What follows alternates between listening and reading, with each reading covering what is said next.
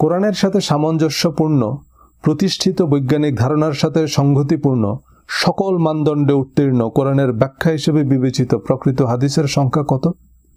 উত্তর প্রায় 3000, যার প্রকৃত সাইজ হবে কোরআনের অর্ধেক। এবার আমার হাদিস ও তাফসির নিয়ে প্রথম ভিডিওতেই দেখুন আমি তা পরিষ্কার করে উল্লেখ করেছি। মজার বিষয় হচ্ছে এই হাদিসগুলোর আলোচনা করলে দেখবেন আমি হাদিস বিরোধী কিছুই বলিনি, কিন্তু বাজারে হাদিস আছে কত?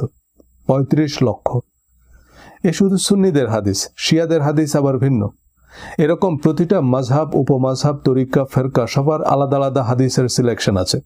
হাদিসের সুবিধা হচ্ছে আপনি আপনার স্বার্থ অনুযায়ী সেটাকে সহিহ বা জাল বলতে পারবেন, যেটা কোরআনের বেলাতে সম্ভব নয়।